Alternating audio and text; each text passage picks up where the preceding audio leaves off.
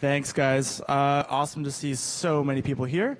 So yeah, this is SecureDrop, a WikiLeaks in every newsroom. My name is Garrett, and I'm a security and privacy engineer at Mozilla, and I also work on SecureDrop. This is Bill. Hi there, I'm Bill Budington. I work as a developer at the Electronic Frontier Foundation. We also have our fingerprints up here. Hi, I'm Jan, and I work as a technologist at the Electronic Frontier Foundation. So we all have day jobs. We work on SecureDrop for Freedom of the Press as well. And quickly, Freedom of the Press Foundation is a nonprofit that was founded in December 2012. It was originally created as a fancy way to launder money for WikiLeaks, but since then it's kind of expanded its scope. So now we fund and support a lot of really cool projects focusing mostly on public interest journalism. And we have a really cool board that has some awesome people like Glenn Greenwald, Laura Poitras, John Cusack, who's a huge supporter of press freedom, awesome, and Ellsberg and Snowden, who we'll be hearing from after our talk. Woo! So yeah, we continue to process payments for WikiLeaks. If you want to donate to them and don't like how it's being blocked off, you can go to our website and donate to support them. We also do fundraisers, crowdfunding campaigns for encryption tools. We crowdfunded transcripts for Chelsea Manning's trial, which would not have been made public otherwise. Thank you.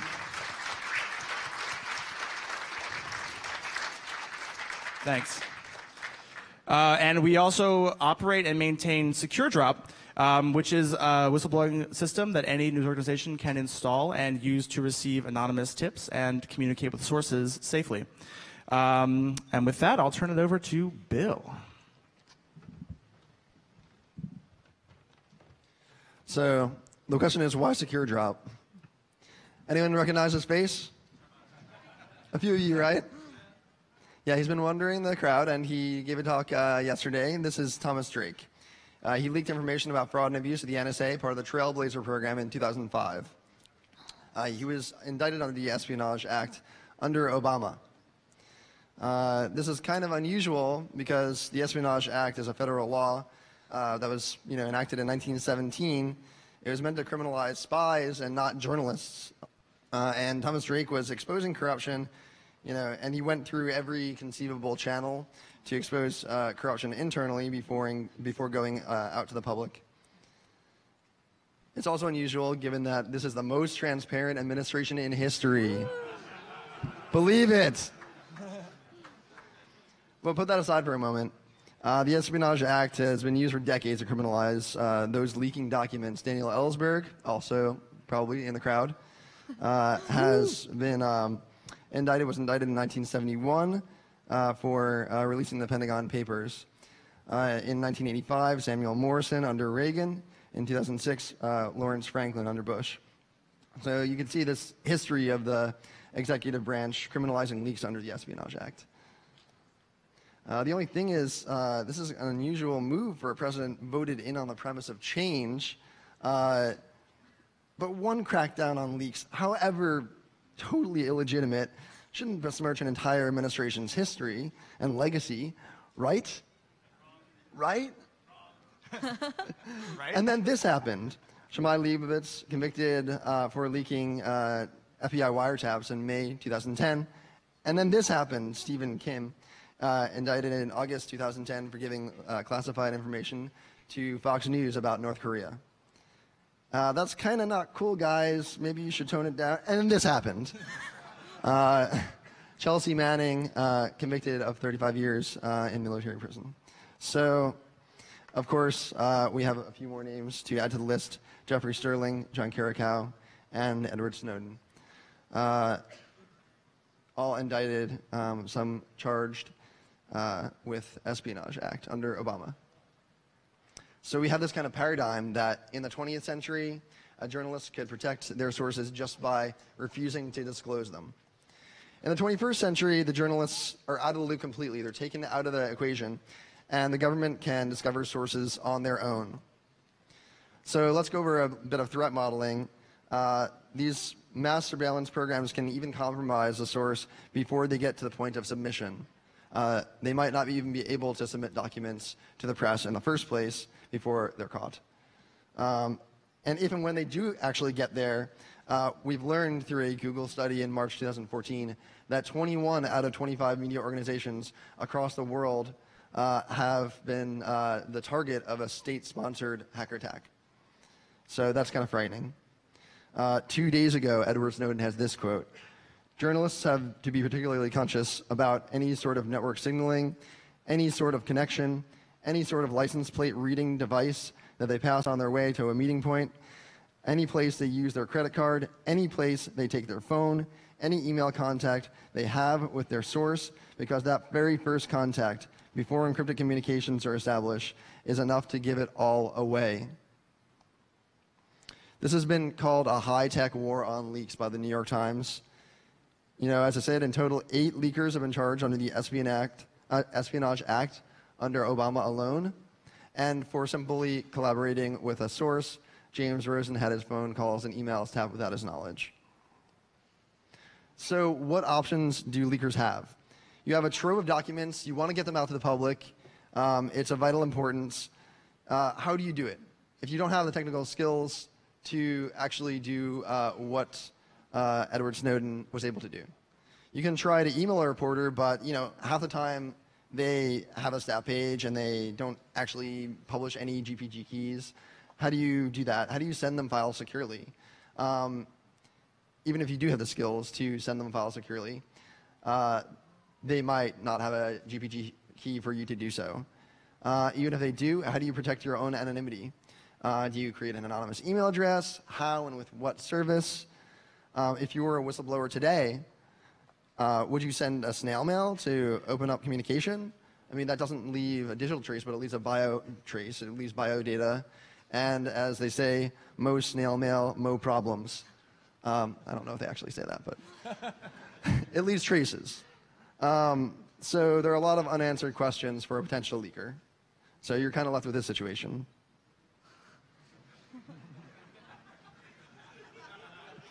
So with that, I'll turn it over to Jan. Thank you, Bill. That was great. So, yeah, so we were in this situation a few months ago, and we thought, well, not that we were leakers, but we saw that other people were in this situation, and we thought, well, how do we fix it? And our solution was SecureDrop. So SecureDrop has a server in each newsroom, like physically located in each newsroom, where the sources can send documents. And the server runs a Tor hidden service. Y'all know about Tor hidden services? Sort of. Okay. So Tor hidden services can only be accessed via Tor, and that provides some guarantee of anonymity for the source. There's a web front end on the Tor hidden service to upload documents using the Tor browser bundle. And the nice thing about the Tor browser bundle is that not only whistleblowers have it. It's not a specialized piece of software, so that's some plausible deniability for the source. And each document gets PGP encrypted to the journalist for confidentiality. Garrett will talk more about how and where that encryption happens, because I'm sure a lot of you are wondering whether it happens on the client side or the server side. We'll get to that later. So SecureDrop is essentially a Dropbox hosted directly in the newsroom. And why would we do that? Well, so Congress in 1980 established the Privacy Protection Act to protect newsrooms from arbitrary seizures. In addition, because there's no third party involved in this source to journalist to source communication, that's some extra legal protection. So there's no third party email service like LavaBit to subpoena in this case. So great, we're doing awesome, right? SecureDrop, we're happy. So here's a quick history of how this came to be. So it was originally created as DeadDrop by Aaron Swartz and Kevin Poulsen in 2012, and the New Yorker deployed it in May 2013. Their instance is still running. Freedom of the Press Foundation took over in October of last year, and we renamed it to SecureDrop. Here's a lovely picture of Aaron and Kevin working on SecureDrop. And so far, here are the numbers. We've had 3 security audits. We have around 50 contributors, so it's a very active open source project. 2 major releases so far, and 0.3 is coming out very shortly. 12 running instances that we know of, including Forbes, Guardian, Washington Post, and ProPublica. And only 1 leak accidentally submitted to our GitHub page as an issue, as a GitHub issue. And after that, I put up a big warning that said, do not submit leaks to our GitHub repository. It's not a SecureDrop instance, even though it has the logo on the front page. So quickly, how does SecureDrop work? Great. So as we said, we have sorry, this text is kind of small, but we have a Tor hidden service, which provides source anonymity. So we have a public, so Tor hidden services are .onion addresses, and the Tor browser bundle can route .onion addresses to the correct Tor hidden service. So the public .onion is published on the news source's website and in many public places, and on our SecureDrop directory, PGP signed. And this is where the source goes to submit documents. So they open up Tor browser bundle, they go to some base64 string .onion, and they go and they see this: submit documents for the first time, or check for responses to things that you've already submitted. And if you submit documents for the first time, we generate a long random authorizations code name for you. We can talk about that more later, but we have a really cool authorization system that makes things both memorable and pretty secure. And the same server running this public.onion also runs a secret.onion Tor hidden service.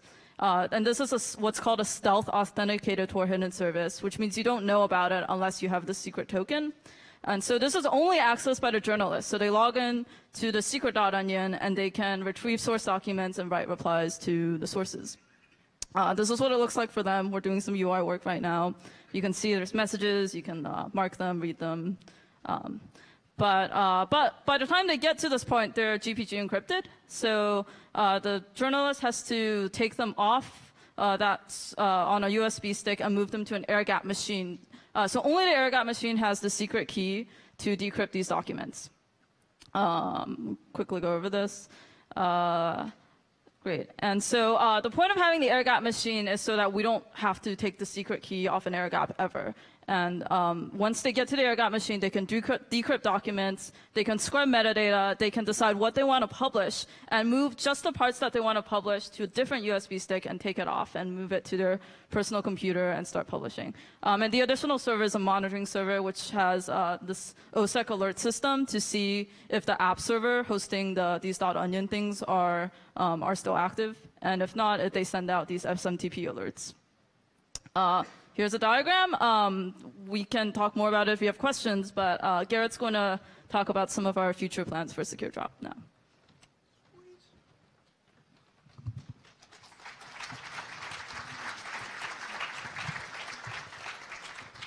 Hey guys, so that was a whirlwind tour of the SecureDrop architecture. Show of hands if you understood it. Oh, wow. Wow, thank You are all lying. 4 minutes.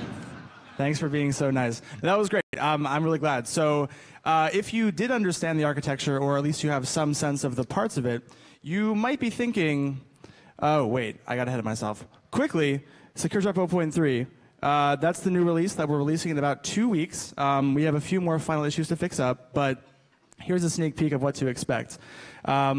This is what the source UI looks like in the current version. If you were polite, you might say it's a little homely. And we're upgrading that so it looks kind of like sexy and fresh in the new version. And hopefully it's also more friendly and easier to use and understand. We also did the same thing with the journalist interface, and not only does it look nicer, but we also incorporated a lot of usability improvements that were specifically requested by our deployment partners. So I get a lot of emails that are journalists saying like, hey man, this is really annoying, this is happening, or this is hard to use. And so we took all those filed issues on GitHub and then resolved them one by one. So this is an incremental improvement that has a lot of requested features and should make it easier for journalists to kind of develop a workflow around SecureDrop. In version 0.2, installation is somewhat complicated. As you can see, there are multiple components. There's a lot of security hardening, which takes a pretty experienced sysadmin to set up properly. We actually have such an awesome person on our team. So in version 0.2, we have a full-time employee who travels around to every news organization, sets up SecureDrop, trains their employees, and helps them with updates and any problems they might have. In 0.3, we replace him with an apt-get. Thanks. So he'll still be around helping us out, but we don't need to like waste his time on doing the same job every time, which is going to be awesome.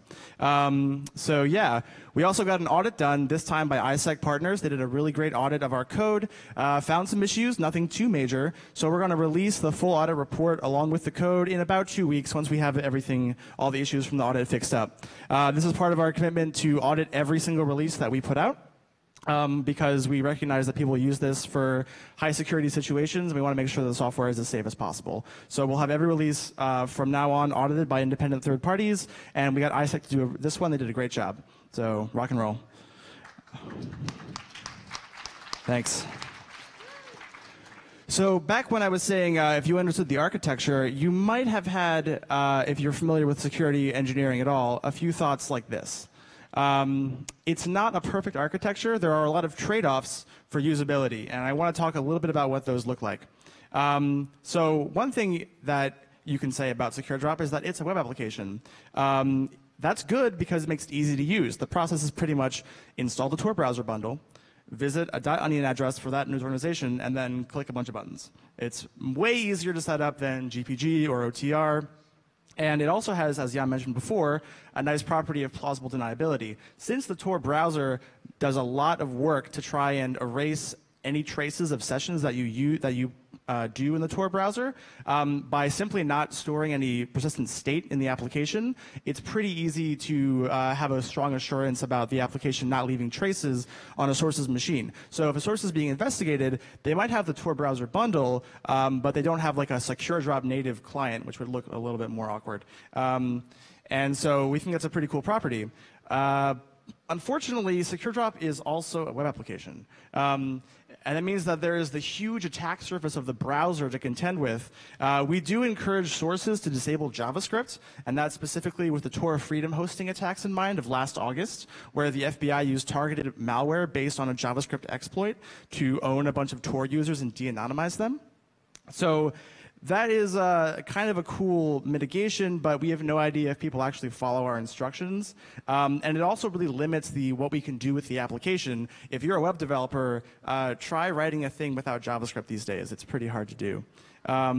So it also limits use cases. You know, if you're a source who doesn't feel comfortable using a browser for whatever reason, we simply have a really difficult time supporting your threat model and your use case because everything is so constrained to this one stack. Another design choice, which is kind of questionable, is that we do server-side encryption. So plain text is sent from a source to the server over the Tor hidden service protocol, which is encrypted end-to-end, and then it's encrypted on behalf of the source on the server. This is great for usability. There are no keys to manage. It also helps maintain deniability. Imagine if you're an engineer for a second trying to do end-to-end encryption without storing any state. It's tricky. Not impossible, but tricky. It also lets us use established tools like GPG. So instead of rolling our own crypto, we can simply use established, audited, highly considered tools that already exist. And that makes auditing and reasoning about the security of the system a lot easier. But it makes the server a huge, huge target. And this is some of the things that an attacker can do if they have an active, ongoing attack on a SecureDrop server right now. They can get the plaintext of all submissions submitted past the point of compromise. Plaintext of submissions reveals what's being submitted, and it might reveal who is submitting it, depending on the metadata that could be stored in that file. We treat that as being almost as severe as a Tor compromise, aka a full de-anonymization. So it's a really, really severe attack. They can also get the source's passphrase when it's been sent to the server. They can pull it in as it's being fed to the server over the Tor hidden service protocol, and then they can use that to decrypt replies that are sent from the journalist to the source. As you might imagine, those could contain all kinds of correlating data that would help you identify a source. Of course, they can get all of the stored encrypted submissions and replies. They are encrypted, and the keys are kept offline in cold storage, as Jan said before, but they still can access that and maybe then get those keys. And they can also get the metadata about the size and timing of communication, which could also be useful for an investigation. So this is pretty bad. It means we have to be really, really careful about the server and make sure that it's not being compromised, which is why, as Jan said before, we have an OSSec-based monitoring server and all this hardening steps built into the server to try and mitigate this risk, but it's still a huge risk. Also, if you're a network attacker and you can do an active man in the middle of, say, the Tor hidden service protocol, then you can read plain text submissions and replies, depending on your perspective and what traffic you can eavesdrop on. So the Tor hidden service protocol is, as far as we know, secure, and it is end-to-end, but we'd like to have more defense in depth and not rely on that protocol alone to be secure. And of course, you can DOS things, but that's not, people can always do that. Yeah, so these are the solutions we're considering for kind of a big overhaul and a re-architecture of SecureDrop, tentatively called the 1.0 release. So we'll have a generic API that allows us to make implementation agnostic clients. So it could be a web app and we can maintain the experience that we have now, or it could be a native application and we can use that platform to develop a much more hardened application with better security assurances, et cetera. The possibilities become limitless. And then through that, we can hopefully support more use cases and threat models, and support a wider array of sources. You know, like if you're like a local whistleblower, maybe you don't have the same adversary as Edward Snowden does. We'd like to kind of support a wide range with appropriate tools for everybody in between. And we also want to encrypt end-to-end, and that will, of course, minimize the damage from the server compromise I was just talking about. So from this list, if we have end-to-end encryption, my animation is gone, but the first two things are no longer a problem. And the fourth thing is still a problem, but we can obfuscate and normalize, which we already do some of today. We can try and make that less of a problem than it is. And then on this slide, the first point about reading plain text submissions and replies is no longer a problem if the communication is end-to-end encrypted.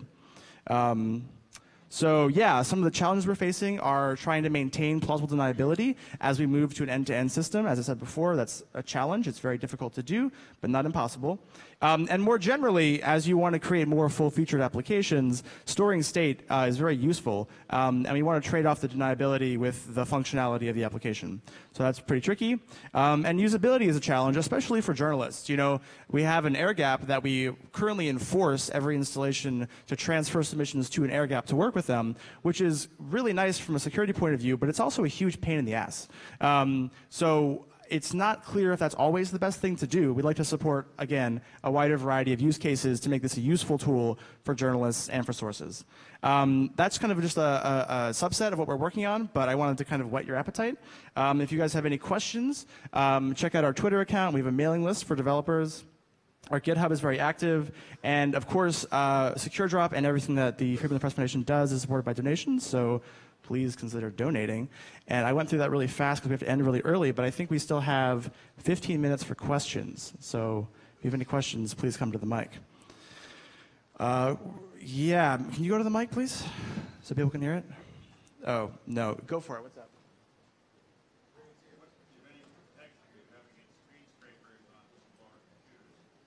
So the question was, what, if any, protection do we have against screen scrapers on whistleblower computers? None.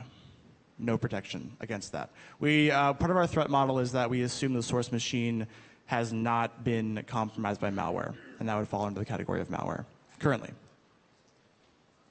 So it seems to me that one of the possible weak points here is getting the leaker to actually download the Tor browser bundle, particularly in light of some of the revelations that anyone who downloads Tor could be a target of surveillance.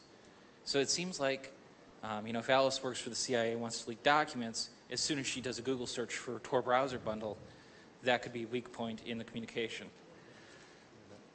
So it definitely raises some flags, I think, in the X-key score programs that we've seen if you're downloading Tor browser bundle, and that's a real issue. But I think that when you're downloading Tor browser bundle, there's an array of use cases for it, and it's not just whistleblowers; it's all sorts of people. You know, even the national security industry uses Tor to protect their own bodies when they're working in countries that are outside the U.S. So it doesn't automatically open you up for a full-scale investigation, I would say, but it certainly would raise some flags. And we've been thinking about the process of traffic analysis in Tor and how to mitigate the ways by which a source could be compromised that way. Everyone here should download the Tor browser bundle right now and Google it. Yeah. And so let's give people some more plausible deniability, right? If you guys could like repeatedly download it randomly every day, that'd be really great. Yeah, write a cron job to download it every 5 minutes. I mean, and it's a real thing, though. It makes the haystack bigger, and it makes it so that you can't pinpoint whistleblowers and leakers when they're doing that extensive traffic analysis that we know they do. Yeah, and we also want to do a lot of work to try and combat traffic analysis, but that's a really difficult field full of open problems, also very interesting problems. So if you're a potential source or leaker, maybe somebody with fewer technical skills, how do they find this, and how do they figure out how to set it up if they don't have strong technical skills? Right. So if you're a source and you want to use SecureDrop, we've been publicizing it pretty well on Twitter, and we've done like lots of media interviews and press requests. So you can find a directory of all the instances on Freedom of Press Foundation's website. And if you're a journalist and you want to set it up, we have seen people try to do this themselves, but they usually have questions and they post them on as like GitHub issues, and we help them out. But if you're a well-funded journalist organization, we can usually just help you set it up directly. I mean, like if you're just like random government employee, you don't use Twitter, and you're like, I want to call my local paper, it's the Republican. Like, how do they discover how to do this? Right. So every news organization has what we call a landing page, and that describes how to use SecureDrop. So basically get Tor browser bundle, go to this onion, and it also has some basic OPSEC guidelines, like don't do this on your corporate network, go to a coffee shop, et cetera, and so forth. I mean, those are things that sources need to consider in this case. So it's really up to the news organization where they put that and how they make that known to sources, and it's like up to them if they want to get more information from people by making that more accessible. But I do know and can say that one of our partners, I think next week, will be starting to put the text of their landing page on every page of their site, which hopefully will help with traffic analysis and also make it more accessible. So stay tuned for that. I think there's also a billboard in Washington, D.C. with a SecureDrop URL on it. Is that right? Or am I? I think there might be a billboard as well. Yeah, I think there's a billboard somewhere. We should get a picture of that. Yeah. Yes, I'm an alternative journalist. Thank you for doing this. This is really remarkable and a great public service. You said what I was going to suggest, which is everybody should have Tor. I used Tor when it was first developed, and then fast forward to now, it was horrible at the start, and I think it was a DoD project too. Now it's pretty terrific. What about a viral campaign, a coordinated campaign for all those people out there who want to help press freedom download Tor? Because you could get several million. I mean, I think that one of the limits of using Tor is that it's slow, and then some people are like, well, you know, it's slow, I don't want to use it, it's unviable for my everyday web browsing habits. And one of the things that, not to plug EFF too much, but we're doing an EFF project on getting more Tor nodes out there. And the more Tor nodes there are, especially Tor exit nodes, the better the network becomes, and the paths that are created when you boot up your Tor browser bundle, it makes the network overall much faster.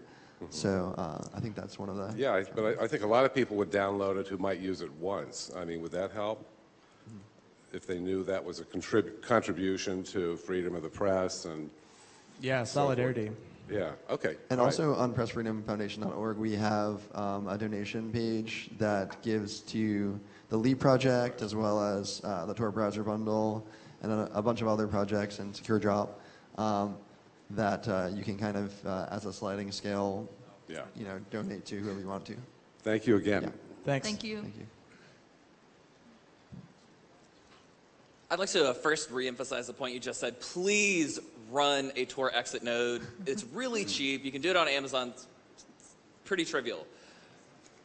With regards to the first couple comments about, hey, what if the source is already owned? I mean, you can't enforce that someone run a Tails live CD, but I think you should highly, highly encourage it. Assume that the source is compromised. Definitely. Assume that Definitely. they're already owned. You can't, 100% say, yes, this person is running from a live CD, but I think you should really, really, really emphasize that. Yeah. Thanks for sharing that. We totally agree. In our mind, for the 1.0, the big major next release, the two main clients will be some kind of a browser thing to maintain the current experience, but probably an add-on so we can maybe do crypto more safely. Question mark, question mark, question mark, please don't kill me. And the other idea is a native client that we want to try and get included in Tails by default, so it's just with Tails. Thank you. Yeah, thank you.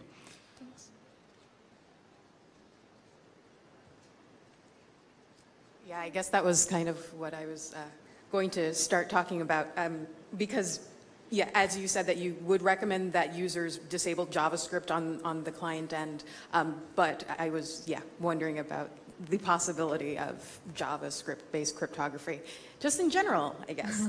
But maybe you already answered that question. So my second question would be then that I guess the allure of it for journalists, or for not journalists, but organizations of the press specifically, is because they can hold on to those documents in-house because of, this congressional act that you mentioned beforehand. However, do you ever see that, citizen journalists themselves, as they grow in number, especially across the world, start to take on a lot of these responsibilities, but yet they do not have these protections? Would you still suggest or experimenting with SecureDrop if you're with a smaller organization, perhaps an unofficial organization? So I would say that there's this project being developed by one of our lead developers called Onion Share, and I think that might be something to look into if you don't have the ability to set up SecureDrop instances. But generally, I think that we try and focus on things that we can reason about in a lot of ways, but there's no reason for a citizen journalist not to use SecureDrop. They should definitely explore it, and if it's a useful tool, check it out. We also have some projects, some deployments of SecureDrop that are kind of being set up now, and they're with lawyers and also some members of Congress who are fed up with not being able to get access to documents through their conventional channels, and so they want people to leak to them. Seriously.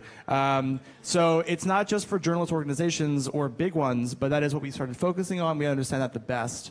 As we grow, we want to support more and more cases, citizen journalists, watchdog groups, NGOs, lawyers, et cetera, and so forth, but we want to consider that carefully as we go. Onion Share. Yeah. Is another cool anonymous file sharing project that you guys should take a look at if you're interested.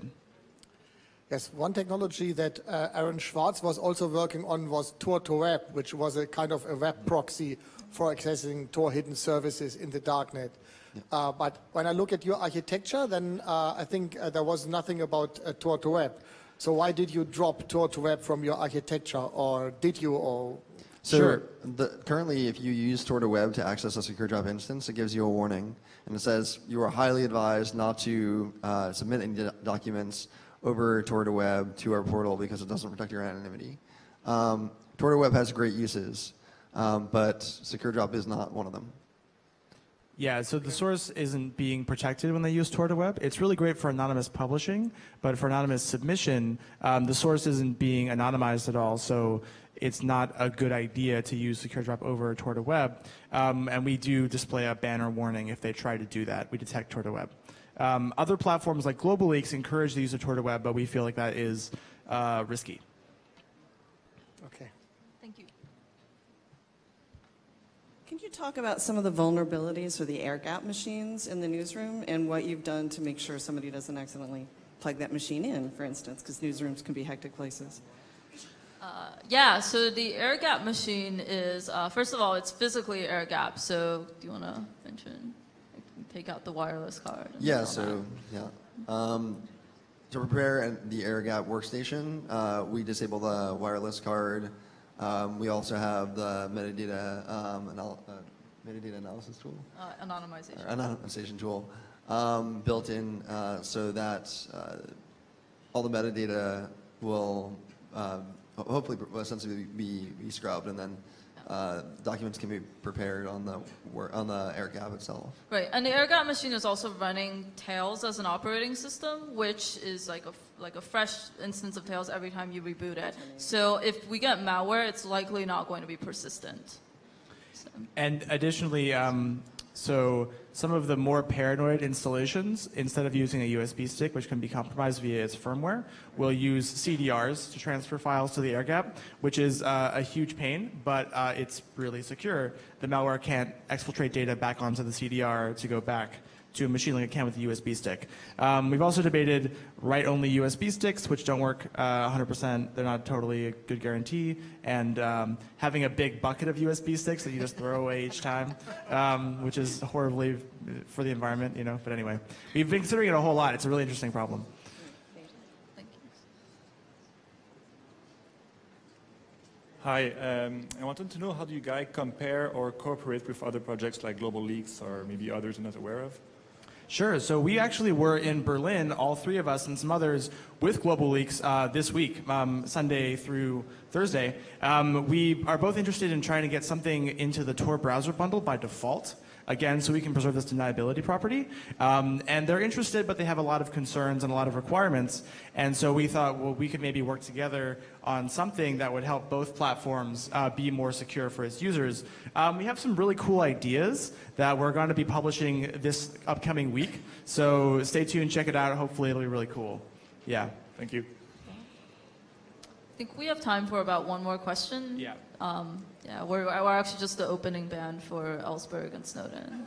So lots more cooler stuff ahead. Everybody say Snowden. I already asked a question, so if somebody else wants to like jump in, they can totally have It's it. very generous of you. Okay, But go ahead. Just another question. At what point do you scrub the metadata of, and are you talking about scrubbing the metadata of documents that people submit? Yeah. So, Why do you do that? I mean, only because, some journalists now, or some data journalists, and increasingly the journalists of the future are making use of that data.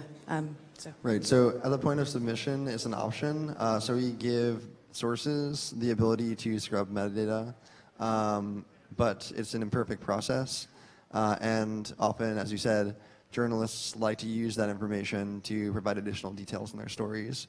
In the future, I think we're going to be moving more towards a model of being able on the air-gap machine to choose which metadata is to be preserved or to be redacted. Cool. All right, guys, that's it for us for the opening band. Thank you. Thank you.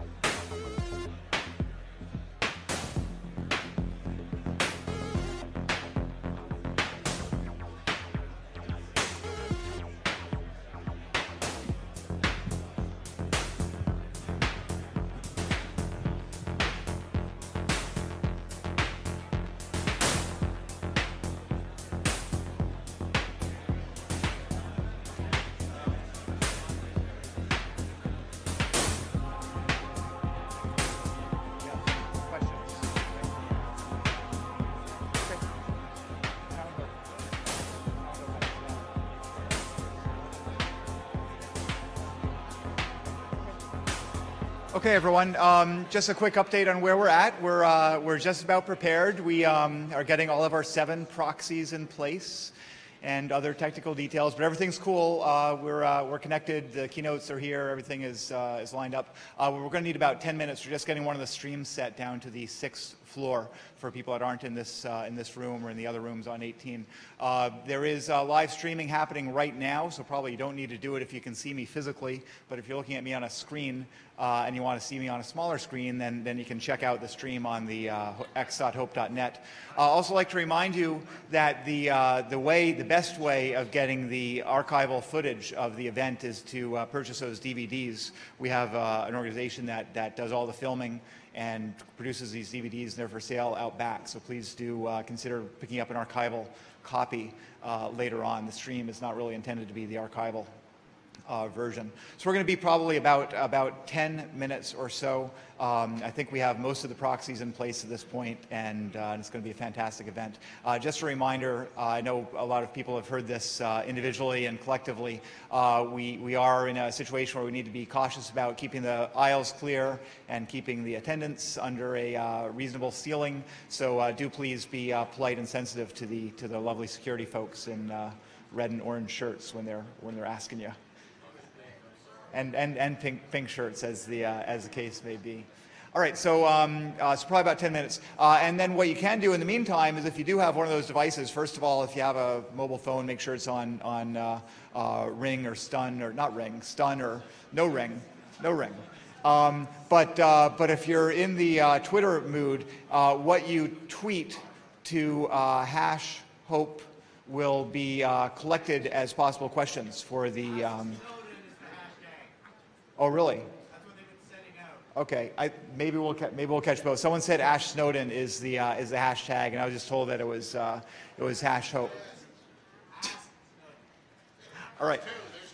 There's two. Yeah, maybe we can do both.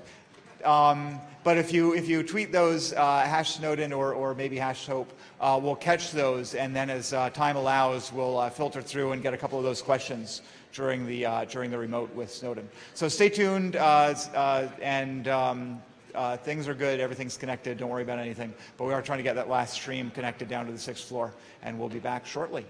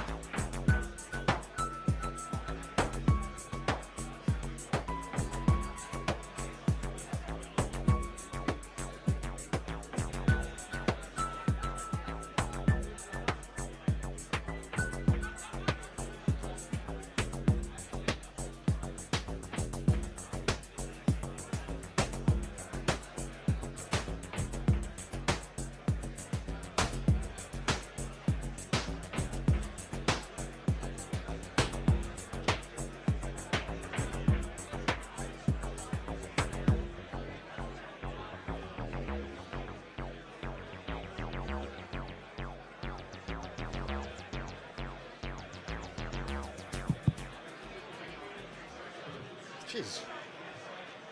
Hello, hello.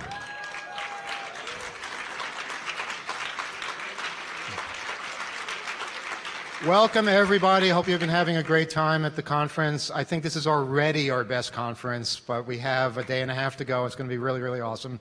I want to extend a special greeting to the people who aren't directly in this room. We're overflowing to, I believe, 4 different rooms in this hotel and throughout the world via the streaming that we've got running. Thanks to our awesome 10 gigabit connection. We're only 200 times faster than Hope number 9, but I'm not going to brag over that. Just a reminder, the Twitter thing, here's what we're doing. First of all, please, hashtag HopeX. Describe the conference to the world. Make us a trending topic. That would be kind of cool. And we are going to try and weed through some questions to Edward Snowden. We tested the link. The link works. Edward looks great, and he's looking forward to this. It's going to be amazing. And the hashtag, if you want to send a question, and please make it an intelligent question, is hashtag Ask Snowden. All right, and anyone can do that as long as they're listening to our Twitter feed or whatever. Greg mentioned before DVDs. Yes, please support the DVD people because they make the archiving possible. The stream is great for people who aren't at the conference, and there are so many of them. We're actually encouraging people to stay away at this point because we have so many of you, and it's so awesome. And I want to thank all of you for being inspirational to us and keeping this place from turning into chaos. It could easily happen with the amount of people we have here. So you guys are doing a great job in the hotel, and we all thank you for that. Well, I guess that's pretty much it. Yeah, what we're going to do is we're going to have Daniel Ellsberg come up, and then we'll have a short break. Then we're going to link to Edward Snowden from Russia. And, you know, I think it would be kind of cool, guys, no matter where you are. If you're in Serpico, if you're in Olson, if you're on the 6th floor, the 1st floor, if you're in Beirut or wherever it is you happen to be watching us, that when he shows up on this screen, we give him 1 minute of a standing ovation. What do you think? We do that? Because this guy is a hero. He is an incredible person with such conviction, and he has completely changed the dialogue and educated us so much. And in that same vein, Daniel Ellsberg is a true hero. He is an inspiration. I know he's an inspiration to Edward Snowden.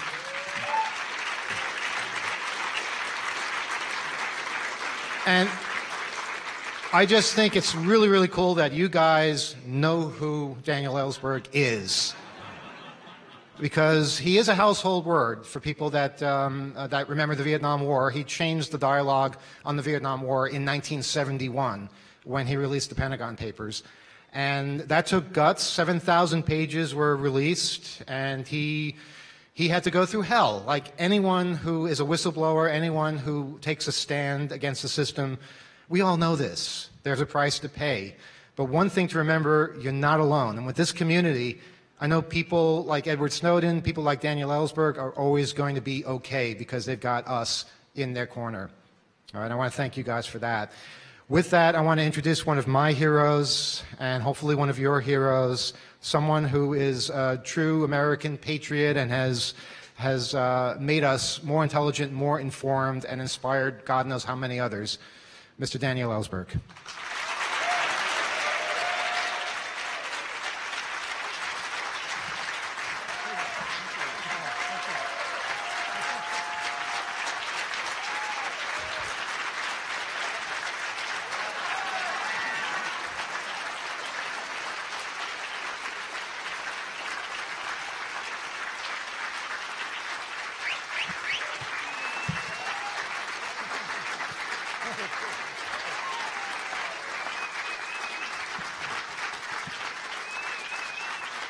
Thank you.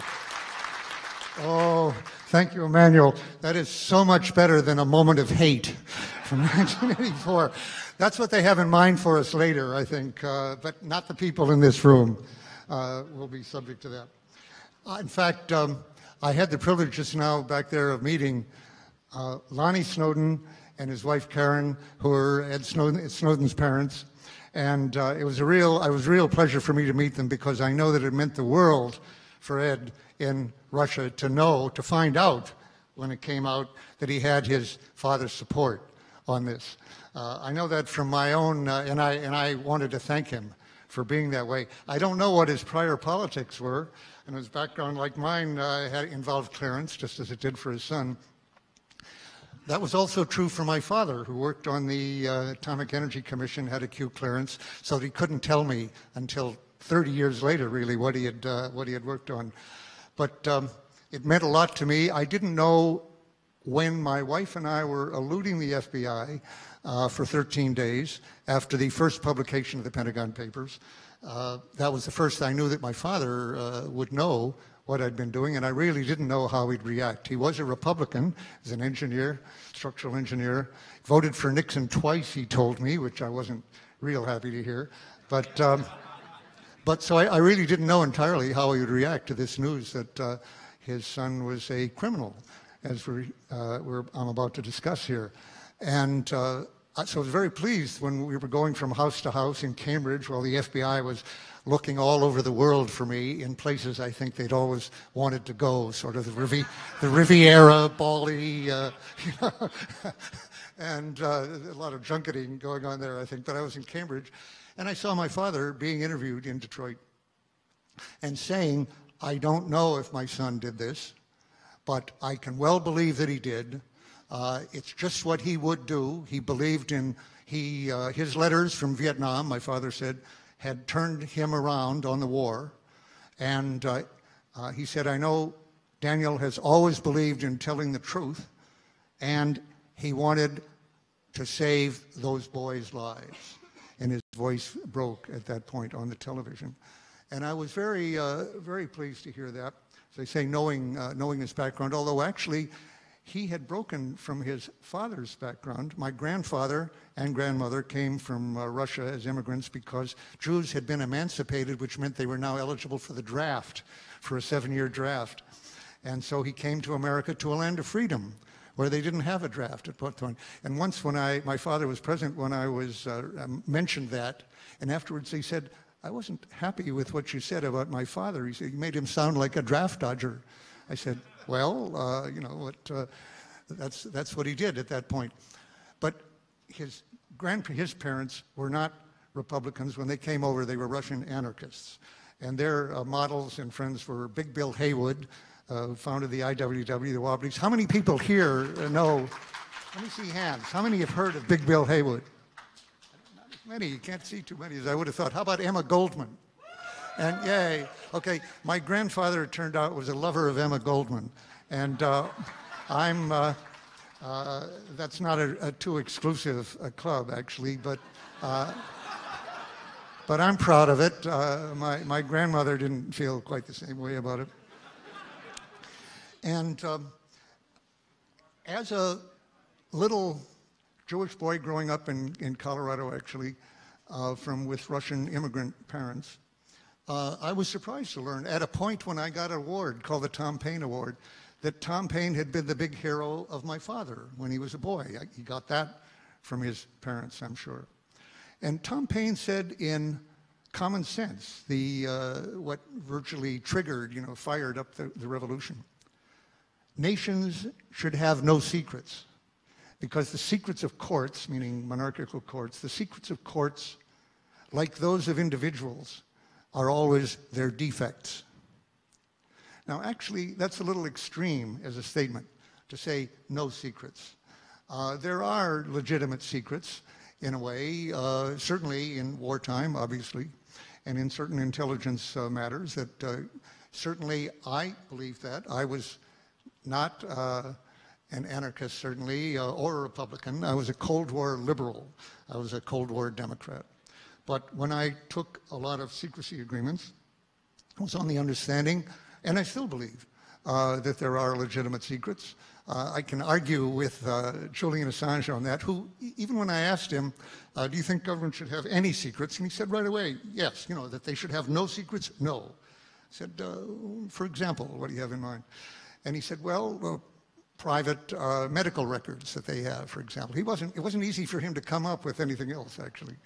And in fact, I had an argument with Jake Applebaum, whom a lot of you know, who had pretty much the same attitude, very notion that the government should be transparent. And I said, look, since they're getting all the private information of all of us and keeping the fact that they're doing it secret until now, till Snowden, and they have all that information, if that got turned out en masse, by digitally, which it could be virtually, that would not be a good thing. That would, because of course neither Assange nor Applebaum believe in total transparency for the individual or for associations, private associations, and the government has that now.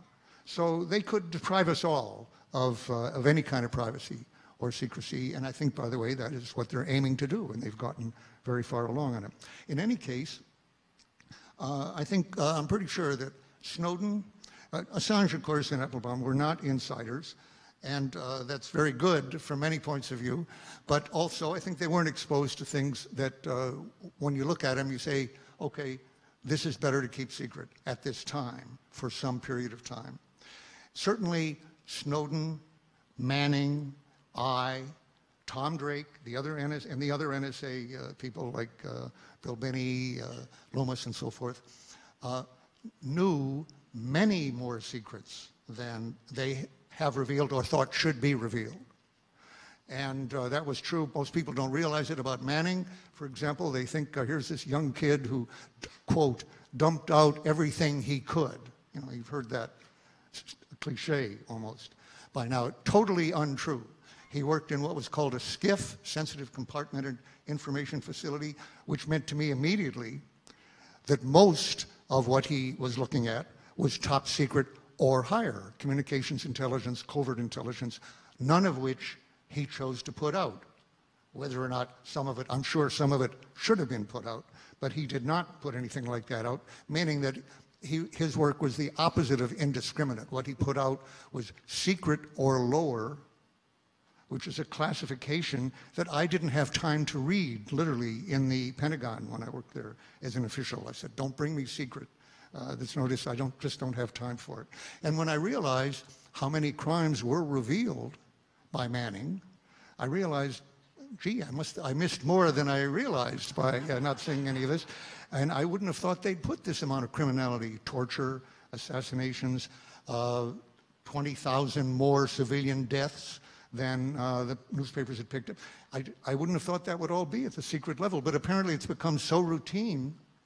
It probably wasn't in my day, torture, for example.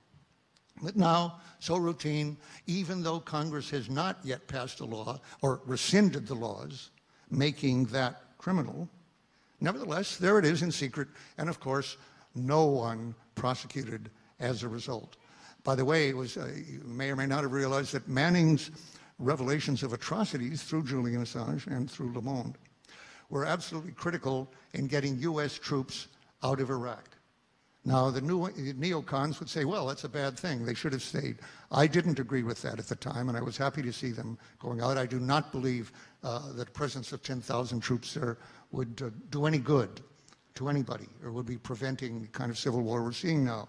But in any case, it was the revelation of atrocities in those very cables that were not being prosecuted by the U.S. or investigated even, that put pressure on Maliki that he could not allow troops to stay there without immunity from Iraqi prosecution, since the Americans clearly were not going to prosecute that crime as they are legally, criminally obliged to do. What Manning was revealing from information from 2010 was that not only the previous president, George W. Bush, but the current president, Barack Obama, was absolutely indictable, let's say, before the Hague War Crimes Court of Crimes, since our obligation to investigate any credible threat of torture obliged us to investigate it and to abstain from it and to try to stop it. And in fact, what Manning revealed in the course of thousands of cables, what could not have been revealed by one, was time after time after time, and we're talking hundreds, up to 1,000 here, of American troops properly saying, these Iraqis we are turning over to Iraqi troops will be tortured. And many of them are political dissenters of various kinds who are revealing corruption in the Iraqi government. They will be tortured, or they have been tortured. And in every case, the response was a rote, stereotyped case, obviously revealing a high-level order. Do not investigate further. That was an illegal order. As I say, the Geneva Convention and our domestic laws require that to be investigated, and that goes up to the top, including the commander-in-chief. And I have a feeling that that's one reason they were so upset, let's say, with Manning, that he was revealing crimes of the incumbent administration as well as the prison one. Now, the idea of prosecuting someone for revealing evidence of crime sounds odd, doesn't it? It has a strange ring to it. And the ring is a mockery of the rule of law.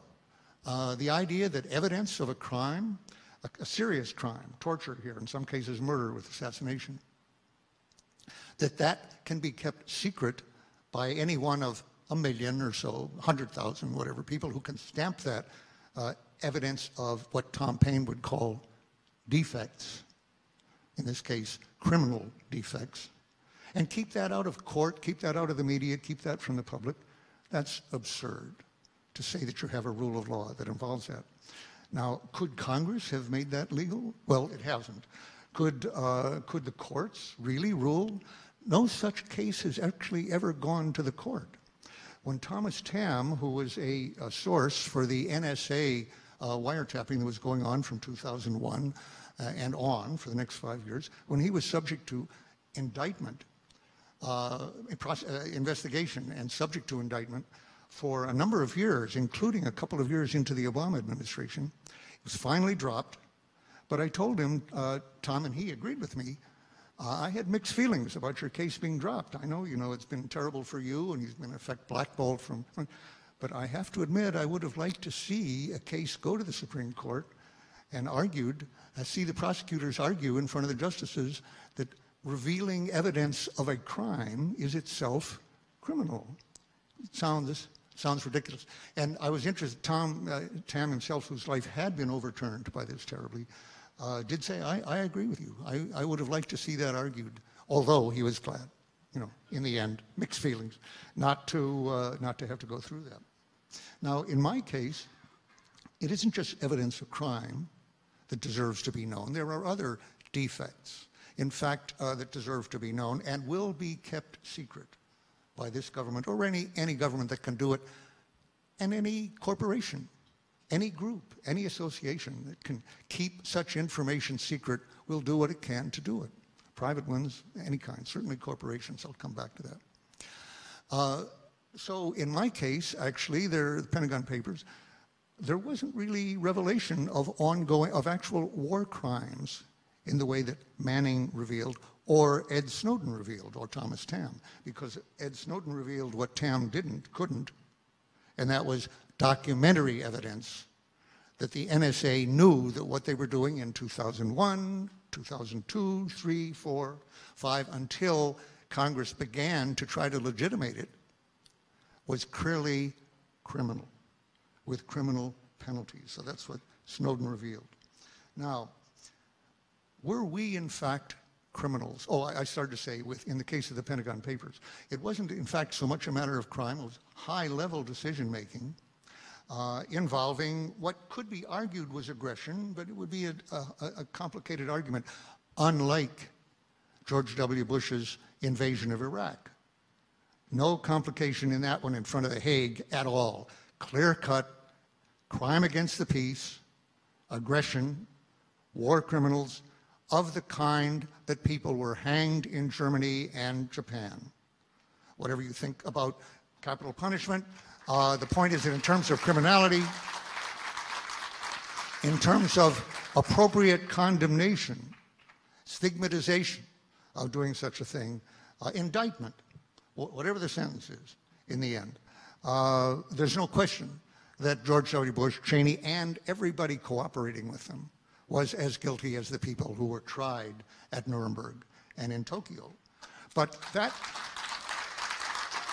that was, now, all of us, as I say, accepted to start with and continued to this day to feel that there are some legitimate secrets, which is to say some things that should not be leaked without authorization, and they're properly held for some period of time. That applies to very, very little that needs holding beyond months, a year or two, really 2 or 3 years. A real expert on this subject, I won't go into it now, named William Florence, who actually wrote most of the regulations on secrecy for the Pentagon, said that about 5% of classified information, as I say, he wrote the regulations, about 5% fulfills the criteria for classification when it's written. And he said 2 or 3 years later, that's about half of 1%. And that's a pretty good estimate, actually. Is anybody inside the system, if they think about it, I think will know. It's not that overclassification affects a quarter, a third, a half of what's classified. Think 95%. Or after a couple of years, 98%, 99%. The Erwin Griswold, the former dean of Harvard Law School, who argued the case for injunction of the Pentagon Papers, saying that any further publication of the papers, in this first injunction ever requested by the government, any further publication would harm U.S. national security irrevocably, and greatly. 30 years later, I'm sitting in a panel like this and hear Griswold say, looking back on it, I never believed that any of the material in the Pentagon Papers had any effect on security. I would have loved to hear him say that a little earlier before I was on trial. But he said, and he made the good comment. He said, I've been in this system a long time, and very, very little deserves classification beyond a short period of time. Meaning, look at, people always bring up the Normandy invasion of 1944. Fine, the date and place of the Normandy invasion. Who would disagree that that had to be secret? And how secret did the billion or so pages relating to that have to be in August of 1944 or July? For a few days, there was a question of, is this a feint? Where are they really coming and so forth?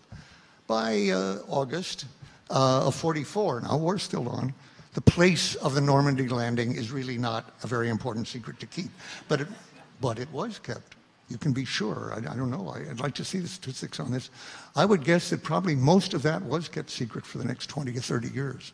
As a matter of fact, at the end of the war, there wasn't any mass declassification, whatever. And that's very typical. Now, all of us, when I say Manning, Snowden, and I, and Tom Drake actually,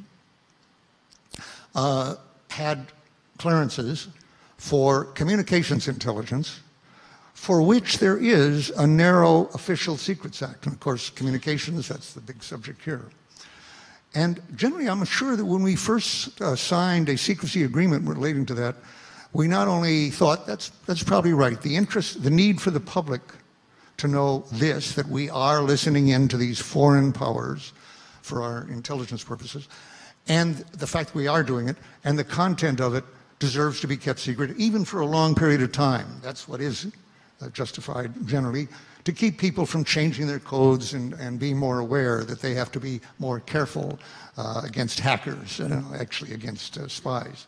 So, which we don't have here. So it sounds reasonable to us. I don't think that anymore, the way the law is written, and I'll come back to that, because it doesn't allow for a public interest defense. It's a strict liability law, which means, was it classified? Did you put it out? That's it. Away you go. No argument in court, whatever, as to the motives, the public benefit, or the lack of harm that may have caused by putting out this information. You can't argue that. I experienced that myself in the first prosecution ever held for a leak in America, and that was mine. And when, in 4.5 days on the stand, my lawyer asked me, Mr. Ellsberg, why did you... outside the court, the lawyers always called me Dr. Ellsberg to PhD, to irritate the prosecutor. And the prosecutor made a motion that the word doctor should not be used in front of the jury. And And the judge says, he agreed with that. He says, no titles in this courtroom, except for mine, of course. And so, Mr. Ellsberg, why did you copy the Pentagon Papers? And I started to answer. I'd been prepared for this for a long time, to tell things that I had actually never told the press before, even though I'd been free to speak in interviews. But I thought I'll save certain things for when I'm testifying under oath. And that will give it an authenticity and a drama that it wouldn't have otherwise. So I was ready to answer. Objection, irrelevant. Motives, not an element of this crime. And the judge upheld that. And my lawyer, Leonard Budington, tried several other ways of phrasing it. Not motives or not why, but, tell us about this or that or something. Couldn't get it through. And every time he was blocked, as Snowden would be and as Manning was in his court-martial, and Drake. And so finally my lawyer said to the judge, Judge Matthew Byrne, Your Honor, I've never heard of a case where a defendant in a criminal trial is not allowed to tell the jury why he did what he did. And the answer from the judge was, now you're hearing it. And that was it. So the idea by former Secretary of State Hillary Clinton, by current Secretary of State John Kerry, Snowden should come back here and make his case in court is absolutely hollow. I had the chance to ask Ed, do you think they believed that? And he thought not. I don't know what his basis is. Maybe we can... no, he says they know better than that. Oh, maybe yes, maybe no.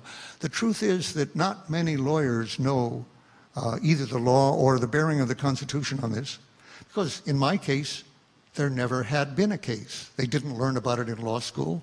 They didn't see any cases because there weren't any to cite. So, excuse me.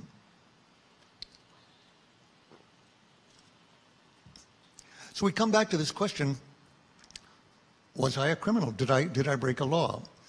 I asked my lawyer, Charlie Nesson, the Harvard law professor still, about 10 years later, after all this, I said, Charlie, did I break any law? And he said, that's very hard to answer. And here's why it was, and to some degree still is. The reason I was asking in a way was that whereas I assumed I had broken law when I did it, and I assumed that I would go to jail for life on this, we found out in the course of reading that there had been no previous cases. Nobody knew that, actually. If this were an audience of lawyers, well, I'll come back to that. I would not expect you to know that, in fact, that my case was the first. There had been none before me. Or why? Well, according to Mel Nimmer, who was then the leading authority on law of information, which, again, we're dealing with very much here, wrote an amicus brief for the ACLU and then published that as a Stanford Law Review article in 1974. He said, the statutes which Ellsberg is accused, under which he is charged, which included the Espionage Act and theft, either do not apply to his acts, or if so applied, are unconstitutional. And that judgment was backed up by Harold Edgar, Benno Schmidt, in two magisterial articles, very big articles, one in the next year, and one 10 years later, looking back on it. Same argument is essentially that to hold revealing information that was classified criminal per se, whatever the motives, whatever the benefits and so on, was an unconstitutional violation of the First Amendment. Now we're talking here about speech by officials. Most of the discussion of the law here has had to do with the press. Does the press have rights? After all, it is named in the First Amendment as being protected, or not? That's the question that's been addressed, and very little has been addressed on what about the free speech of officials? To what extent can that be restrained? Because I was on trial for this. Now, actually, nearly everybody nowadays looking at the Snowden case or the Manning case, even my friend and mentor, my hero, Glenn Greenwald, has said repeatedly, and I keep reproving him, but we haven't had a full discussion of it, no one doubts that Ellsberg and Manning, and then later Snowden, broke the law. Well, I've tried to tell him there's more question about that than even Glenn, who's a constitutional lawyer, may realize.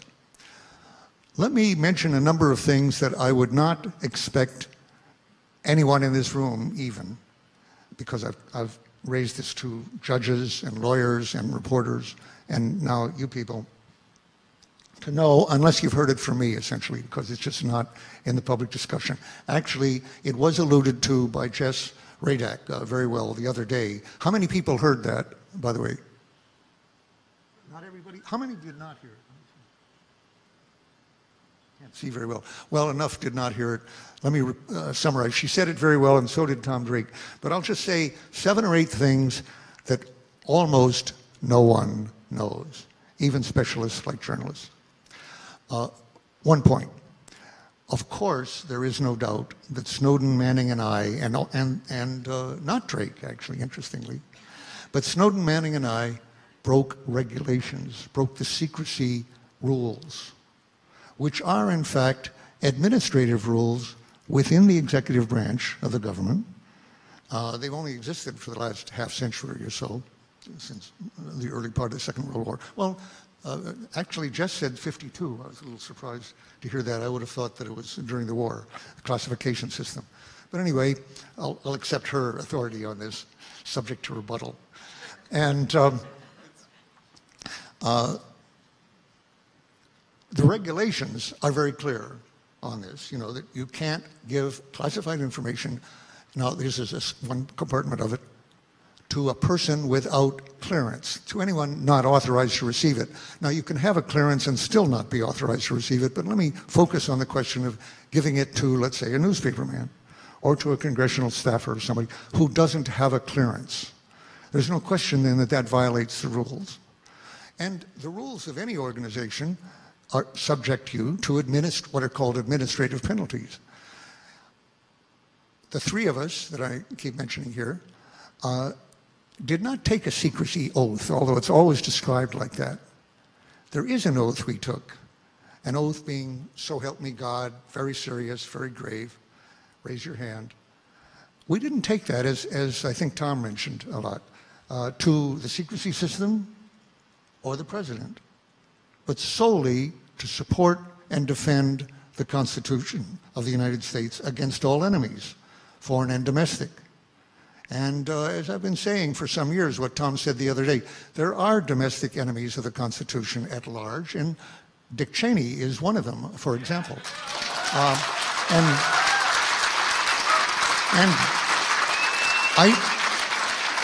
I don't mean that as an epithet, because all the presidents I served violated the Constitution. Hardly any question. They all committed impeachable offenses, if that were an impeachable offense, to violate the Constitution. Congress has to decide that they want to go through that or not. They all violated it.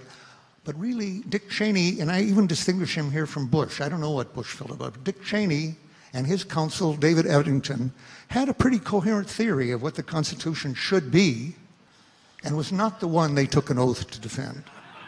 And it was one, but that was especially true after 9/11 when George Bush W. joined them in this belief, which was there is no restraint on the president. He or she is above the law. No treaty like the Geneva Convention on Torture binds him, not the Constitution, not a treaty, not an act of Congress, nothing binds him. In the field of national security, which he defines himself, and during an emergency, which he defines himself.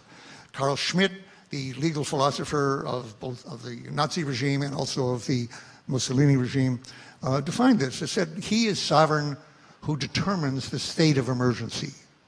And we're in an emergency. I suspect that even in this audience, very few people realize that George W. Bush declared an emergency, which seemed very natural, 9/11, appropriate, and that's been renewed every 6 months, including by Barack Obama. We're living in a state of emergency, and legally. And what does that mean? Well, part of it is written out in a law, what the president can do in a state of emergency that he or she can't do otherwise. And part of it isn't. It's classified. And when people on the Homeland Security Committee tried to find out what is in the classified annex to these continuity of government regulations and the emergency regulations, answer, you aren't cleared for that. You can't get it. And the chairman asked for it and can't get it. By the way, that is an absolutely prime candidate for leak. Anybody who knows that in the government, I would say, is absolutely contradicting their oath to defend and support the Constitution when they are party to keeping secret from Congress and the public new executive regulations that amount to suspension of the Constitution. And I believe such orders have been given. Exactly.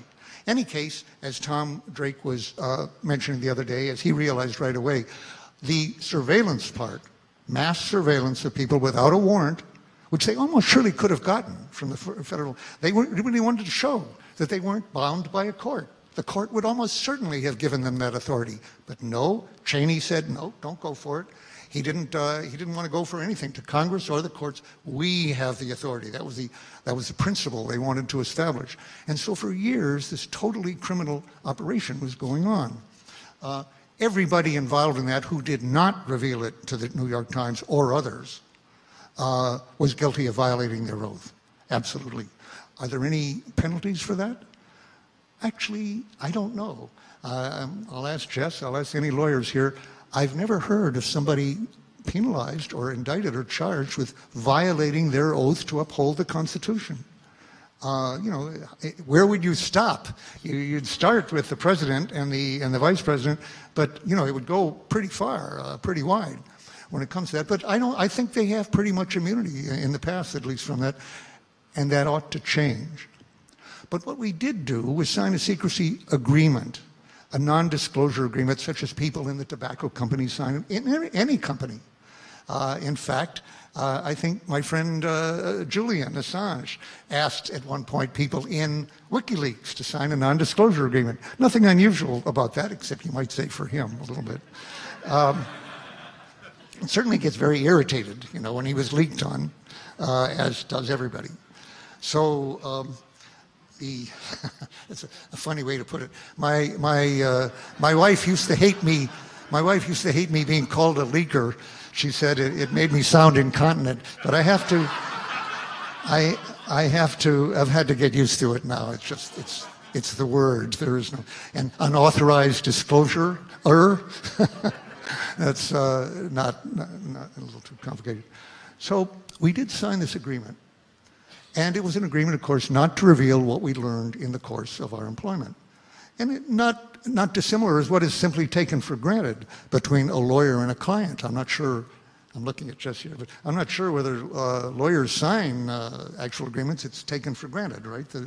Like a priest in the confession booth and a doctor and so forth. But in corporations, very commonly. And that was the same kind of agreement, except we were warned in a footnote.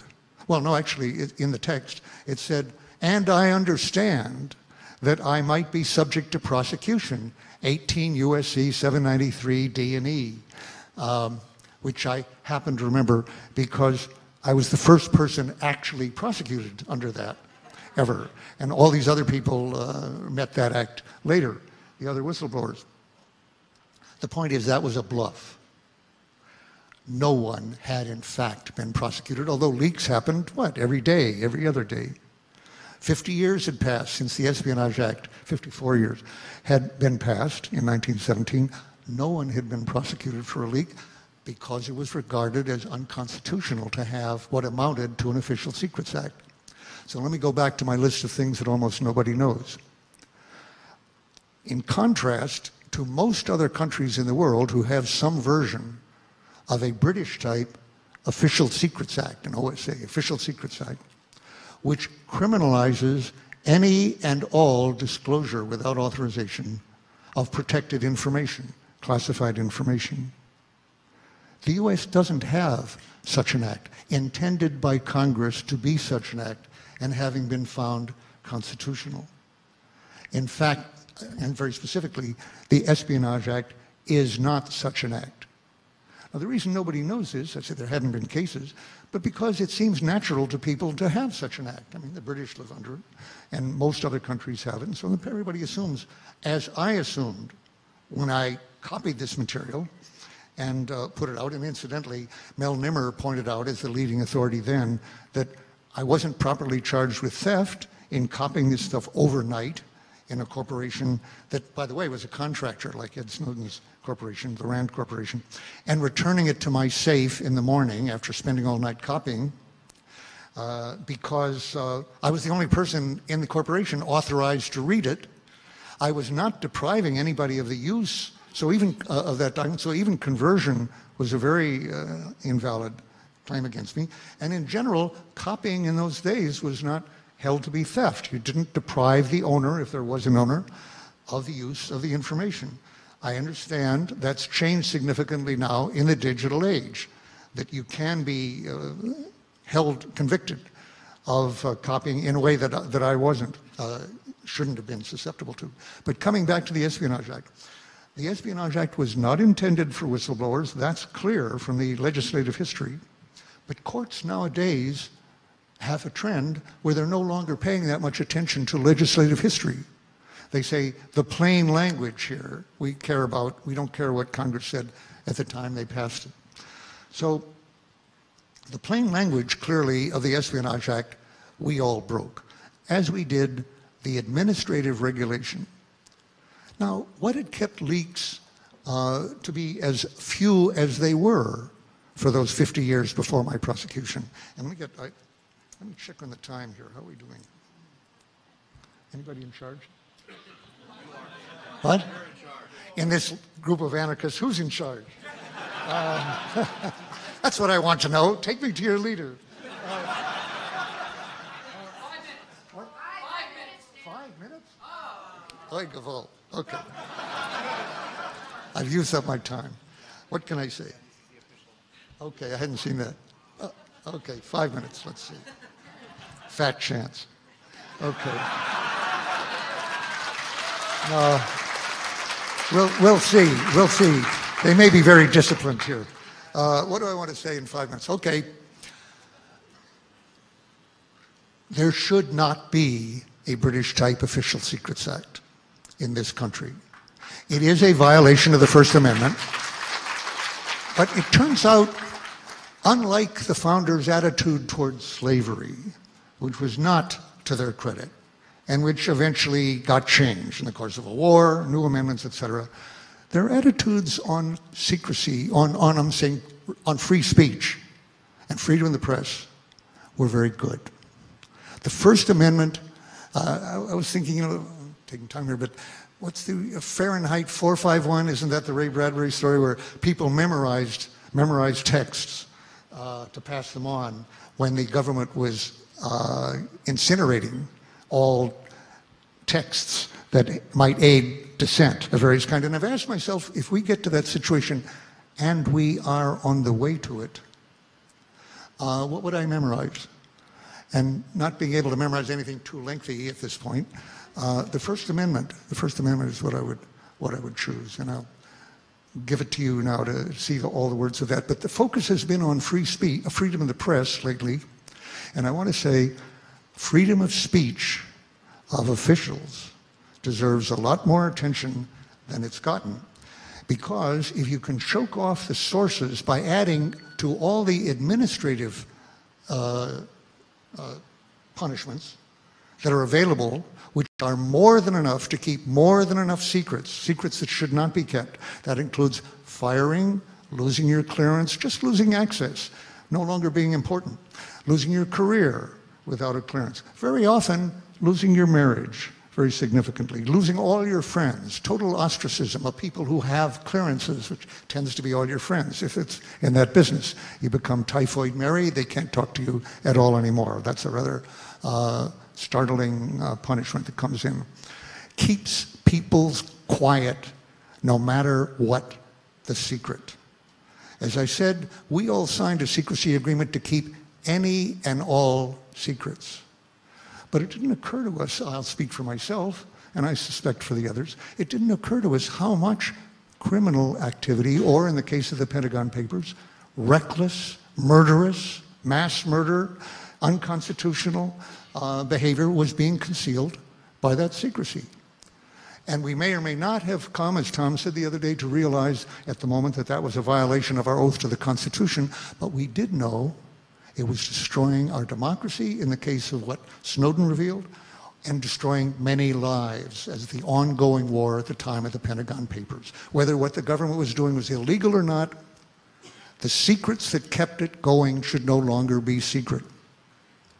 And at what was worth doing as a result of that? Well, I'd been in Vietnam a couple of years, driven the roads 10,000 miles, actually, as much as anybody. I'd risked my body, my life, like 3 million other Americans who were expected to do that without any question, without getting psychological profiles done on them by CIA or anybody else. Is it not worth taking a risk of one's freedom, or maybe even life, definitely, to prevent this ongoing war in that case? In the case of Vietnam, or in the case of Snowden, to prevent not just a violation of the Constitution, but a violation that should not be happening because it ate at the core of our democracy. A government that knows every communication between journalists and sources, congressional staffs, every bit of blackmail that can be gathered on the people who fund by budgeting the budgets of the NSA or anybody else, the Defense Department, judges, whoever else. Can you really have independent forms of government at that point? The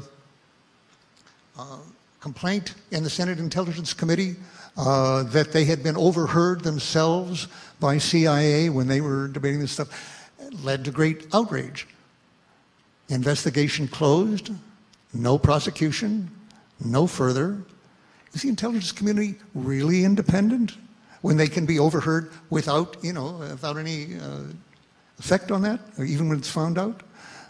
Obviously not, and it hasn't been. 2 minutes. It hasn't been.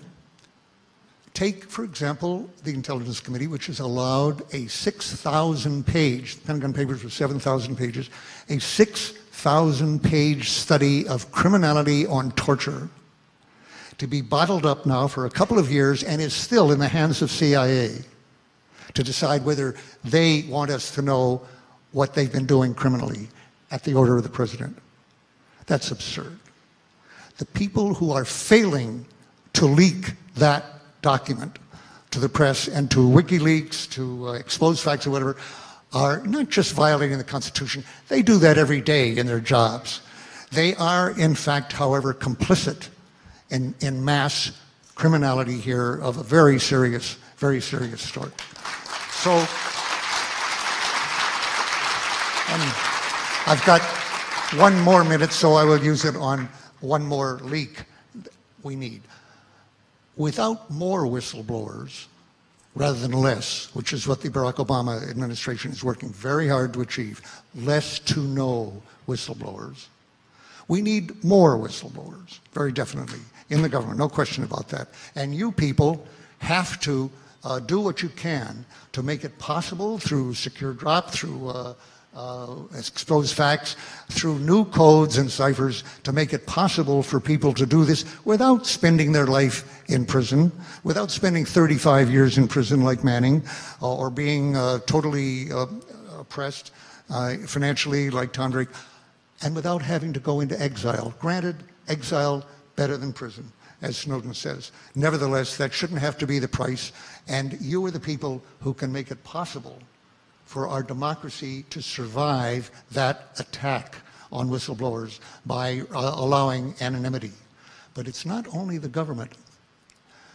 As I say, democracy, I don't think, can survive an effective Official Secrets Act, as the president is now doing. He is using, for the first time, with 3 previous exceptions, for the first time the Espionage Act as if it were a United Kingdom Official Secrets Act, something that Congress had not allowed except once, Another fact you haven't heard, but Congress did pass such an act in 2000, in the last months of Clinton's administration, and Clinton vetoed it on the grounds that it was unconstitutional. So, and we don't have it yet.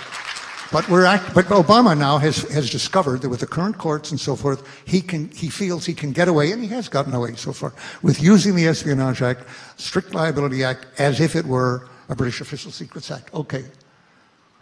Our survival as a species depends on, as a species, that's going to sound hyperbolic right away. Wait till you hear what I'm talking about. Depends on the public being informed that there really is climate change and that it really is man-caused, human-caused, something that something like 30 to 40% of the American people don't believe at this point because they have been lied to and manipulated by the gas, oil, and coal companies who support companies whose product is doubt. And they've succeeded in selling that product. I am certain that there are documents inside each one of those companies, Exxon, Mobil, Shell, the coal companies, that show that they know perfectly well what's happening and what they are doing and what they propose to do in the way of producing and burning coal. And that you don't have to rely on James Hansen, who's given up his job and is doing civil disobedience, to try to get that through to people.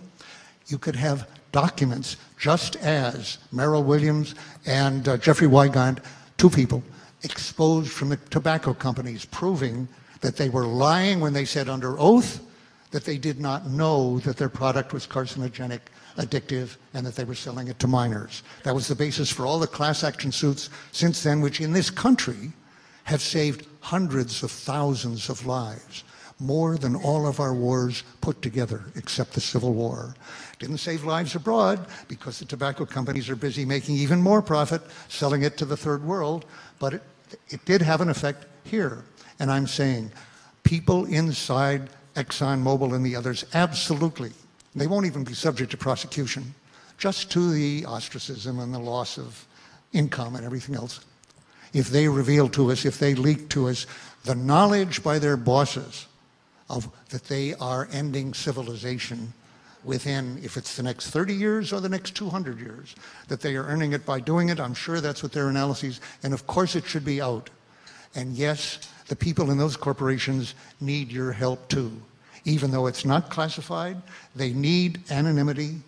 You can give it to them if you work at it and save the world. And that's what we're all up to, right? Thank you.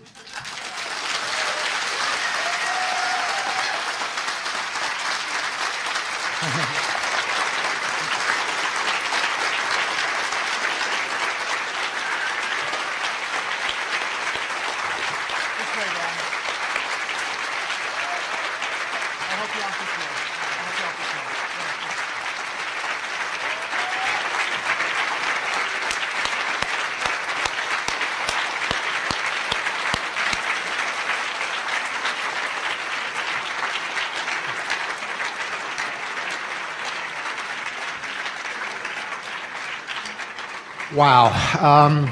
Daniel Ellsberg. We are going to take about a 10-minute break, but I strongly advise people not to leave their seats because there's no guarantee it'll be there when you come back.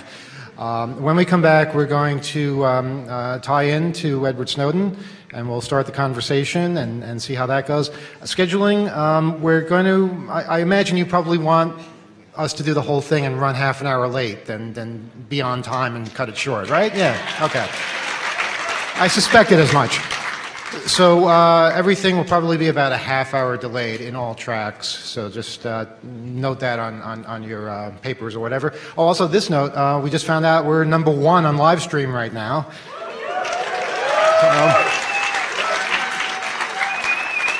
Not too surprised, and it's only going to go up. We have thousands of people streaming around the world thanks to our awesome 10 gigabit connection. And by the way, our slogan, use more bandwidth. Come on, we have so much of it. This has never happened before. So hang tight for about 10 minutes or so, and when we come back, we'll make more history. Thanks.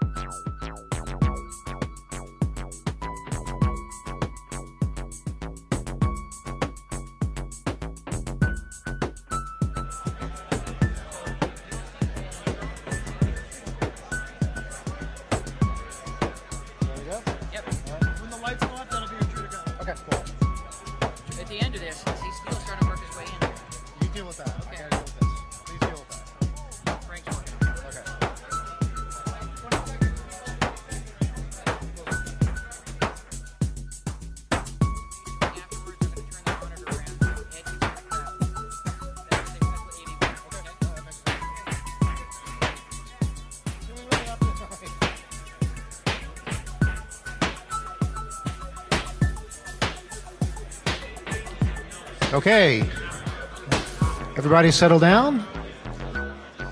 Can we just have a little bit of silence for a moment? I just want to say hi to all the people in Serpico. Can you hear us in there? No, you're not in Serpico, you're in Manning. This is Manning where I am right now. And Serpico, give us a loud cheer. Okay, all right. And you folks way in the back in Olson, can you hear us? All right. They're a little closer. You guys down on the first floor, how about you? Well, I hear something. Okay. There are people on the first floor at the entrance to the hotel spilled out into the street right now. Not kidding.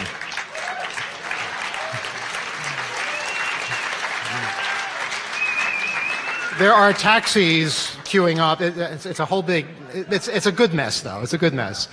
Okay, so I know there are some of you who felt you didn't applaud enough for Daniel's amazing speech. Here he is again.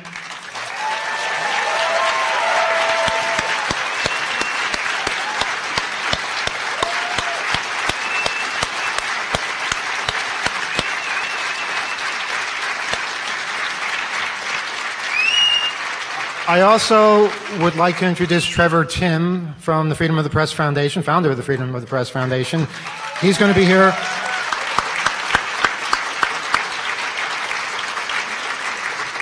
He will have selected some questions